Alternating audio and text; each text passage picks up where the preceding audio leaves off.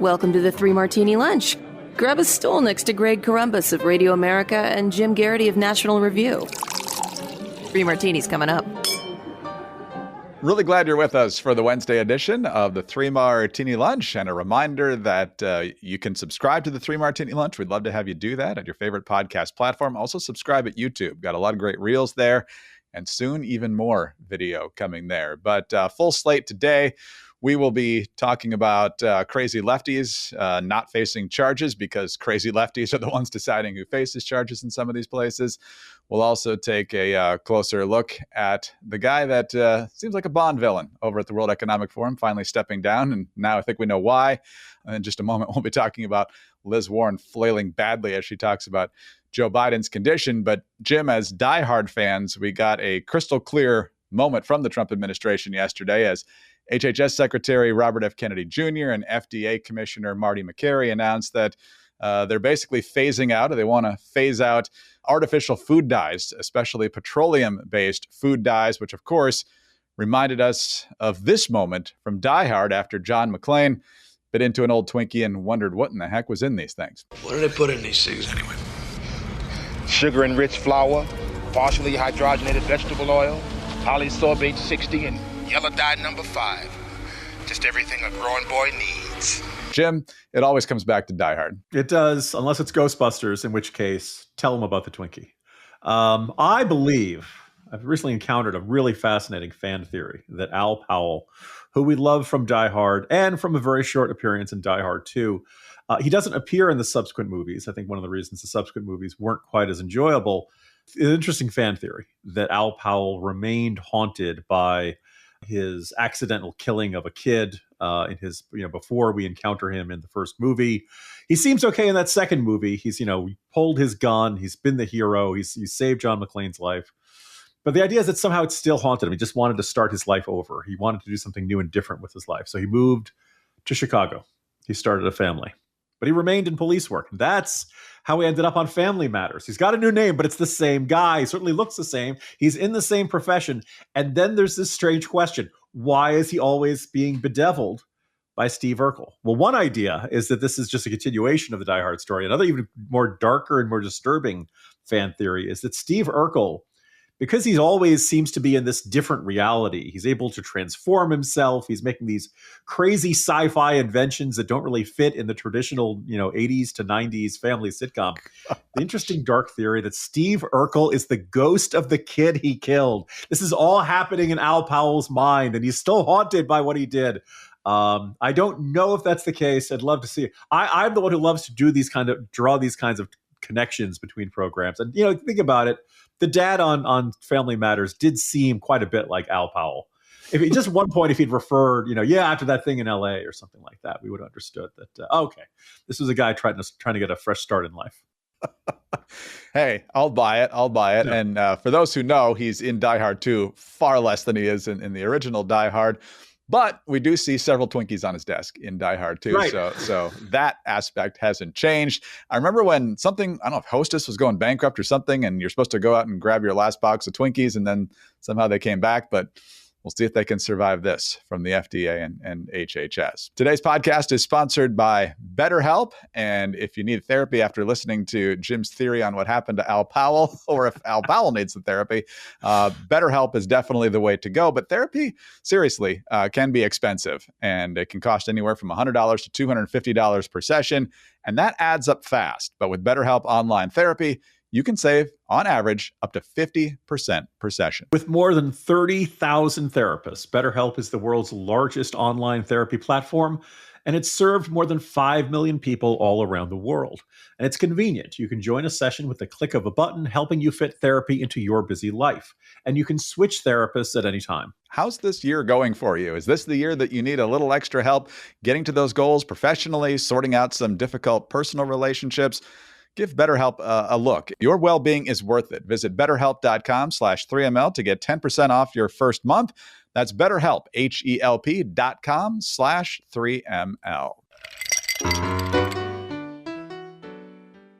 All right, Jim, on to our good martini now. And watching Democrats twist in the wind is always delicious. And they're doing it all over the place when it comes to, hey, what did you know about Joe Biden's cognitive decline and when did you know it? Kind of a reworking of the old Watergate question. And for the most part, whether you're in the media or elected office, the answer seems to be something like, I had no idea until after the debate or during the debate. And nobody believes that, but that's the narrative they have to go with to try and save whatever's left of their own credibility. Well, Elizabeth Warren has been basically caught on this. She was a guest on a podcast, a friendly podcast, mind you, hosted by a guy named Sam Fragoso, and she just couldn't handle it and eventually had to admit that, there was a problem. Do you regret saying that President Biden had a mental acuity? He had a sharpness to him. You said that up until July of last year. I said what I believe to be true. And you think he was as sharp as you? I said I had not seen decline. And I hadn't at that point. You did not see any decline from 2024 Joe Biden to 2021 Joe Biden? Not when I said that. You know, the thing is, he was sharp. He was on his feet. I saw him. Live event. I had meetings with him a couple of times. Senator, on his feet is not praise. He can speak in sentences is not praise. All right. Fair enough. Fair enough. Look, the question is, what are we going to do now? Let me please change the subject because you've completely boxed me into this corner here. But I love the comeback of, being vertical and being able to utter words is not sign of being really, really sharp. Kudos to that podcast host, Sam, because it's 55 minutes of generally, left-wing interviewer interviewing a left-wing senator and large, vast swaths of policy agreement. And then in the last 5 minutes, she offers this line of BS. And he's just if you hear me guffawing in the background, it's the facial expressions. He just kind of gives her this, really? This absolute doubting skepticism. And then when she says, I saw him stand, he calls out the fact, you're giving him credit for standing. That is how low your standards have gotten. And people might say, Biden is ancient history. Why are we still whacking around Democrats like a piñata on this? And I think this is actually if you are a Democrat and you've lost the 2024 presidential election, you want to, how do we come back in the midterms? How do we come back in 2028? There are very big questions that you guys have to grapple with. And one big question was, was it Biden's fault? I think everybody would agree now that, yes, it was ridiculous for a guy in his 80s to run for re-election. The wrinkle in that is that Biden was not on the ballot. Kamala Harris was. So was this Kamala Harris's fault? Well, I think you can find a lot of people who say, yeah, Harris was a very flawed candidate in a lot of ways. Tim Walz didn't help. But is that it, that you had the right message but the wrong messengers? Or were there more in the heart of it, was the problem the economic record, the high cost of living, high inflation? Was the problem immigration and lack of border control and everything that happened on that front? Was it the sense that the world was on fire? There are people like Elizabeth Warren and AOC and Bernie Sanders on his oligarchy tour at Coachella, mind you. Tickets start more than about $500. Who would say, no, the problem was we weren't left-wing enough. The problem was we weren't bold enough. We weren't out there. And that's why there are people who argue, no, the problem was that, the Democrats defended those born male going into women's bathrooms and women's locker rooms. And that, Trump ran a bunch of ads on that. I don't think you could say any one of those is by themselves the only reason that the Democrats lost. I think it's some combination and it's some proportion there. But what those answers are matter a lot. If it really is just a matter of Biden and Harris and Walz being weak candidates, well, then they can go into the next election with pretty much the same platform, pretty much the same stances, and just have better candidates. I don't think that's actually it. I think this was a policy election which the stances and the record accumulated by the Democrats over the preceding 4 years was rejected. And I think you can throw in New York, Los Angeles, Chicago, all of these big cities run by Democrats experiencing serious problems with crime, serious problems with homelessness, serious problems with the lack of economic opportunity, high cost of living. Like the Democratic blue state, blue city model failed. And so at that point, Democrats really should be at the back of the drawing board. So it does matter. And so the question to Elizabeth Warren type is not just like, how could you believe this BS you were spinning? It's also when it mattered most, you weren't willing to tell your party what it needed to hear. You weren't willing to tell the public. You tell a lot of lies. You're a politician. We expect it. Perhaps most dangerously, you lied to yourself. You believe that you could get through the election cycle by just white knuckle it, right? If Joe Biden can stand upright for the next 6 months, we're going to be fine, and we'll worry about him after the election. And that's a terrible way to go about things. That's not how you're supposed to do this. So that, I think, is at the heart of this. So yeah, this is kind of funny, and she makes some really awkward facial expressions, and the host's facial expressions are hysterical. But this is still a question that the Democrats are grappling with. So good for him for asking the question, and the fact that she really couldn't give any good answers to it is a demonstration of the fact that the Democrats really haven't come to terms with what they did, its consequences, and how they go ahead from here. Yeah, this issue is no longer about Joe Biden directly. It's about the people around him, the press secretary, the aides, the Democratic lawmakers, the media, of course, basically doing the whole emperor has no clothes routine. Oh, he's doing fine. He's just great energy. And then every time you see him in public, he's just mumbling and trailing off. The American people know what they saw. The polls saying he was unfit for office long before the debate were lopsided against him. Even in his own party, everybody thought, or at least a big majority thought he shouldn't do it. Yet they kept this up, even after the Her report saying he wasn't even up for a trial.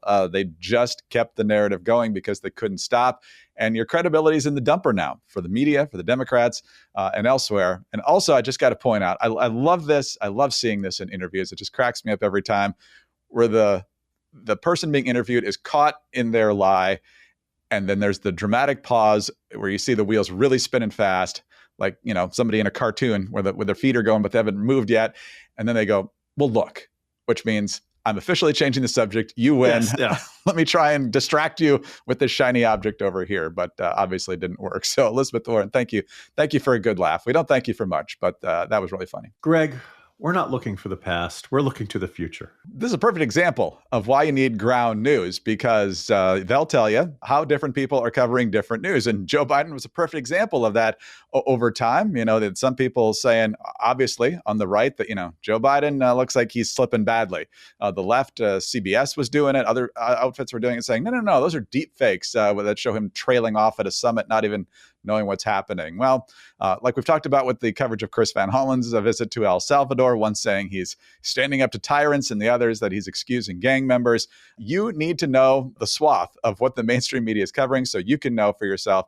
And that's where Ground News comes in, which offers diverse perspective and avoids manipulative algorithms and gives you a fuller picture. Greg, sometimes, think back to summer of 2021, some news organizations reported that something was wrong with the president based on his lack of accessibility. And yes. Other ones said that accusation was the worst form of gutter politics. So listen, could have been anybody, really. Unlike the mainstream narrative coming from the news sources you're used to, Ground News puts you in a position to choose and compare the news you want to read, while giving you a peek into what's being reported on opposite sides of the spectrum. Visit groundnews.com/martini today to get 40% off the Ground News Vantage plan and get access to all of their news analysis features. That's groundnews.com/martini for 40% off the Ground News Vantage plan for a limited time only. All right, Jim, on to our bad martini. Certainly a bunch of crazy in here as well. Hat tip to Free Beacon for this one. A Minnesota prosecutor is allowing state employee Dylan Adams to skirt criminal charges for vandalizing Tesla cars and causing more than $20,000 in damages, even after surveillance footage caught him vandalizing the vehicles. While police described the video as clear evidence that Adams committed felony-level vandalism, Hennepin County Attorney Mary Moriarty, Democrat, declined to charge the 33-year-old, a program consultant at Democratic Governor Tim Walz's Department of Human Services.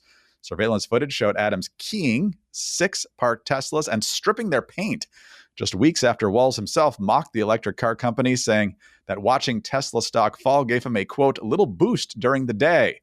But the Walz administration now is quick to point out that Adams is not a political appointee. But instead of facing charges, Adams will be enrolled, Jim, in a diversion program for first-time, low-level offenders, which the county attorney's office said helps, quote, ensure the individual keeps their job and can pay restitution, as well as reducing the likelihood of repeat offenses. So once again, kind of like we saw in the riots in Minnesota, kind of like we saw in the riots all across the country, kind of like we see at campus disruptions and law breaking all across the country, if you're on the left, you're probably not going to get in too much trouble. Yeah, I'm looking over at the Washington Times, and Adams' attorney sent the local Fox affiliate a statement. Quote, my client is very remorseful for his actions and is beginning the process of helping make sure the victims are made whole financially. If you did a lawsuit, like you wouldn't just get sue for damages. You'd probably get sued for punitive damages. There'd probably be a sense of the court trying to say, hey, you deliberately did this bad thing. We want to put a little extra punishment on top of that. But he's not going to get, we are grateful for the Hennepin County's Attorney's Office exercise of prosecutorial discretion. Boy, I'll bet he is. And apologize to the victims and law enforcement. Because also there's also a statement from Minneapolis Police Department quite literally saying, we did our job. We identified, investigated a crime trend, identified, arrested a suspect, presented a case file to the Hennepin County Attorney Office for consideration of charges. Case impacted at least 6 different victims and $20,000 in charges. And this is where the literally giant flashing neon sign, don't blame us. Quote, any frustration related to the charging decision of the Hennepin County Attorney should be directed solely at her office. Our investigators are always frustrated when the cases they poured their hearts into are declined. In my experience, the victims in these cases often feel the same, unquote. In the criminal justice system, the people are represented by 2 equally important aspects. As they tell us on Law and Order, Yes. You get the first half of the show is the cops. And then right around mid-episode, there's this kind of handoff, and it becomes the issue of the prosecutors. In Minnesota, my understanding of the Minneapolis NBC affiliate, it only does half the show. It's a half hour. They just call it law. And it's like half of the ampersand. Because there is no order, because the cops then put it on a desk of the prosecutor, and the prosecutor just kind of shoves it off into the waste paper basket, and nothing else happens. And they run a test pattern for the second half in the Minneapolis-St. Paul affiliate, because, in fact, there's even, when there's a change between scenes, it just goes done. Not the dun-dun you're used to. They only get half of that.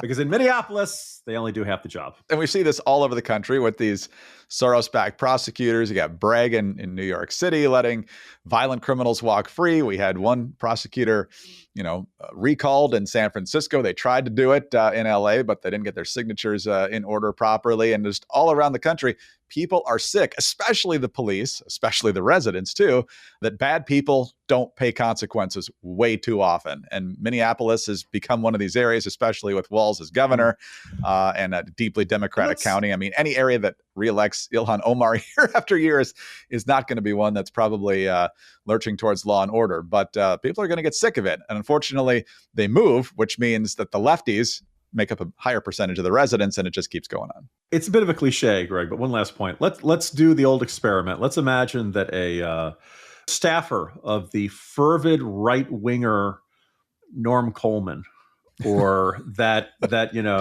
right-wing extremist Tim Pawlenty, one of his staffers goes on an anti-environmentalist tirade, fuming about Al Gore, and keys a bunch of Priuses or does some sort of damage to some sort of electric car seen as a symbol of Democrats and the left wing.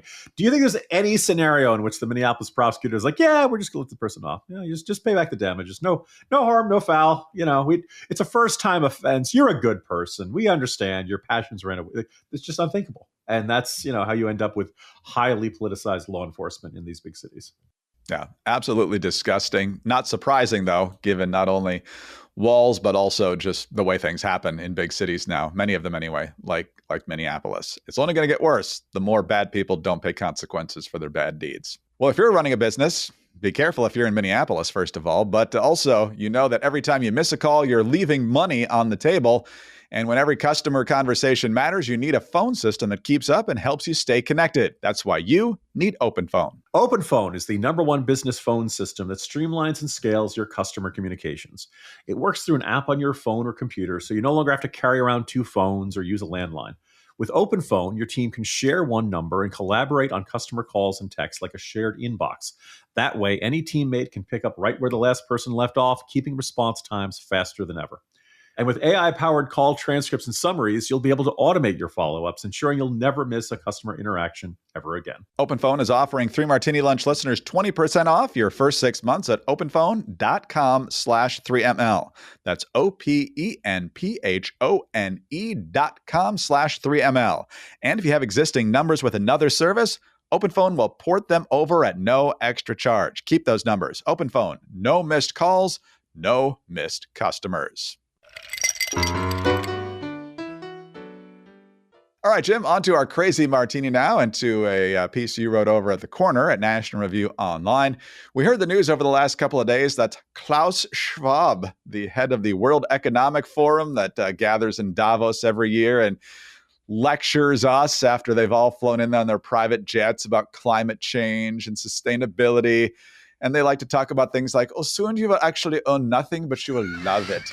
And then, no one will own a car, and it's going to be wonderful, except that never applies to them, of course. But as you point out, there might be a reason Klaus Schwab is stepping down as head of the WEF. And no, it's not because he's actually being arrested yet, but he is under an ethical cloud.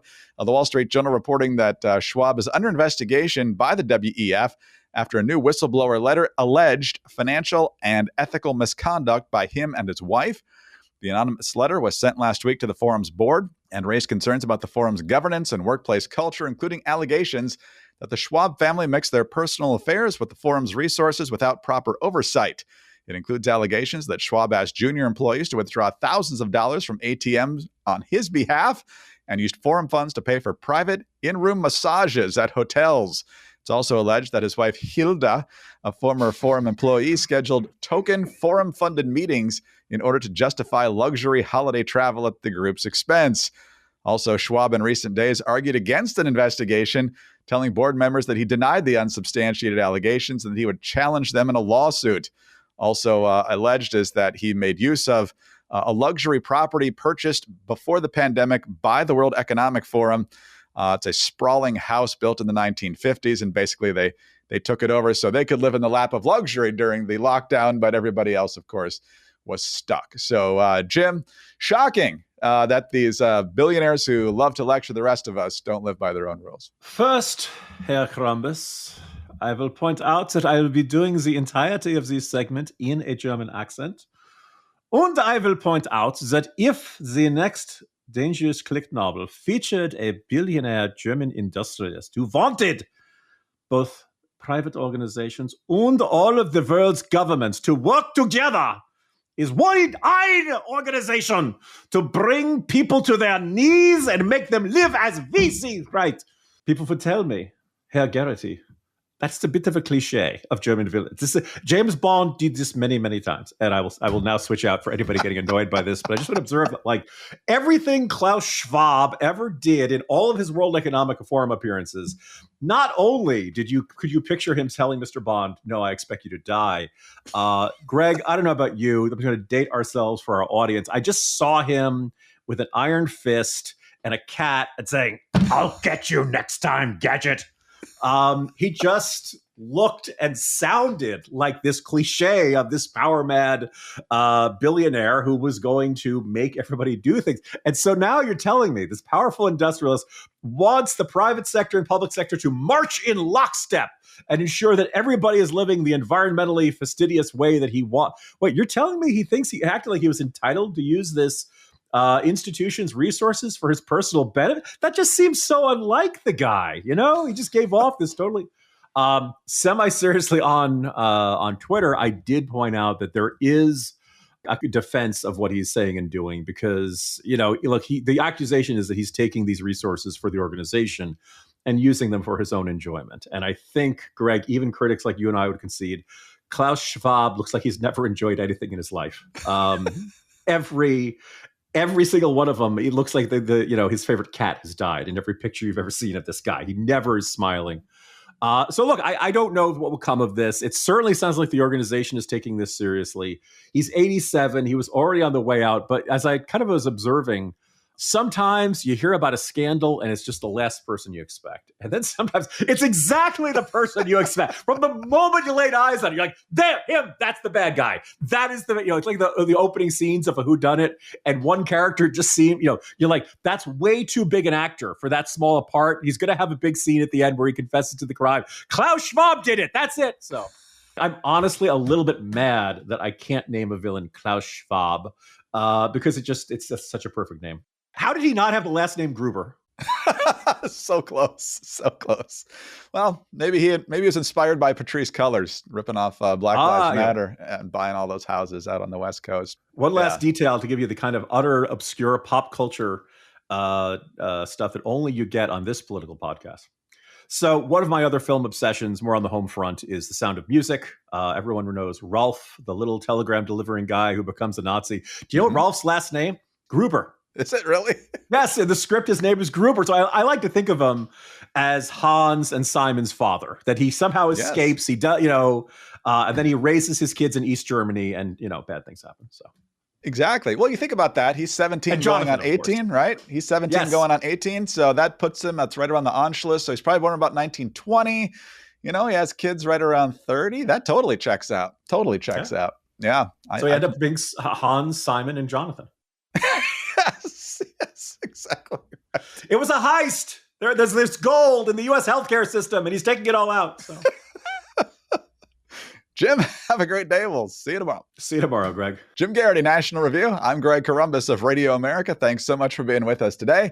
Please be sure to subscribe to the 3 Martini Lunch podcast and tell your friends to do it as well. We'd love to have them listening. Thanks also for your 5-star ratings and your kind reviews. Please keep those coming. Get us on your home devices. All you have to say is play 3 Martini Lunch podcast. Follow us both on X. He's at Jim Garrity. I'm at Greg Corombos. Have a great Wednesday. Join us again Thursday for the next 3 Martini Lunch.